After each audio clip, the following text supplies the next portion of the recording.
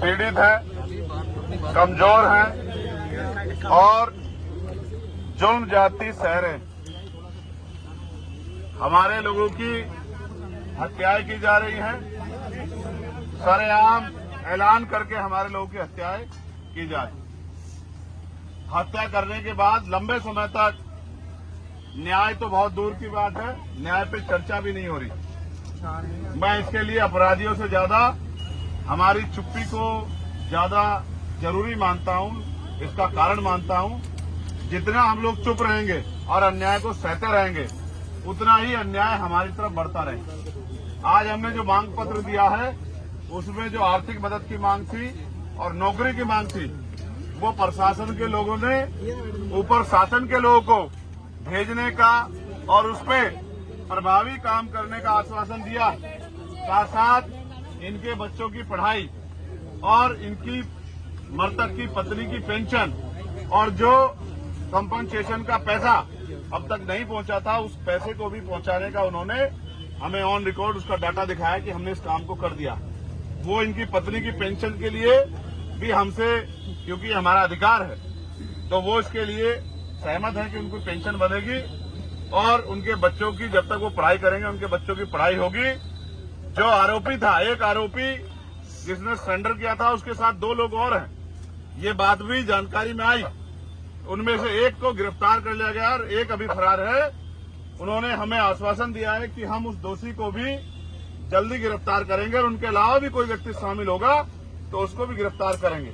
ये बात अच्छी बात है कि आज आपने बड़े पैमाने पे अपना आक्रोश जाहिर किया है और अपने संख्या बल से शासन प्रशासन को ये सोचने के लिए मजबूर किया है कि अगर इस तरह से कानून व्यवस्था अप्रभावी रही, कानून व्यवस्था में को संभालने में कानून को लागू कराने वाले लोग और कानून को पालन कराने वाले लोग अगर असफल रहे तो जन आक्रोश बढ़ेगा।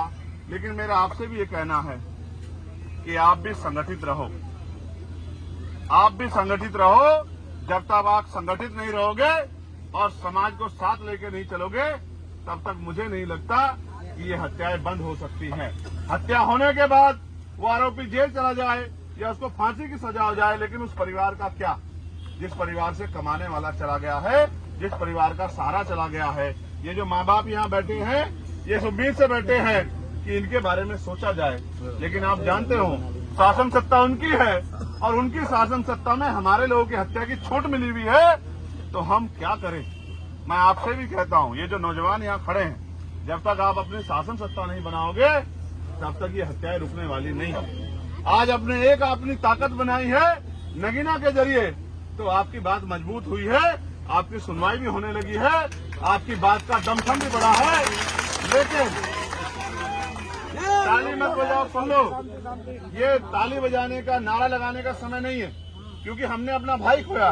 एक नहीं, कई भाई का एक और बहन बैठी है जिसके 3 बच्चे हैं, वो भी उम्मीद लगा के बैठी है कि भाई चंद्रशेखर आएंगे, मुझे न्याय दिलाएंगे। माननीय मंत्री जी और तमाम लोग, हमारे जिला संगठन के लोग, हमारे मंडल के लोग लगातार इस लड़ाई को लड़ रहे हैं। प्रदेश के लोग भी लगातार इसमें सहयोग कर रहे हैं। लेकिन आप ये सोचो, क्या हम इनको पूर्णतः बंद नहीं करा सकते कि हत्या हो ही नहीं, किसी बहन बेटी का अपमान हो ही नहीं, किसी गरीब को बेइज्जत किया ही नहीं जाए? क्या तार की बाड़ लगाकर लोगों की हत्याएं जो की जा रही है ये बंद हो जाए? अगर हम ऐसा करना चाहते हैं तो मैं अलीगढ़ के लोगों को भी इशारे के तौर पर कह रहा हूं, अगर वास्तविकता मुझसे प्यार करते हो, वास्तविकता में चाहते हो कि मेरी कलम में इतनी ताकत आए कि मैं उस एसएचओ को नहीं, उस एसएसपी को भी सस्पेंड करने की हिम्मत रखूं जो हमारे लोगों का काम नहीं कर रहा है, जो हमारे लोगों की मदद नहीं कर रहा है, जिसके संरक्षण में हमारे लोगों की हत्या हो रही है, तो फिर राजनीतिक ताकत देने में मदद कराओ। खैर का उपचुनाव आ गया है, मेरे नौजवान साथियों, आज से ही अपनी ताकत बनाने के लिए लगो।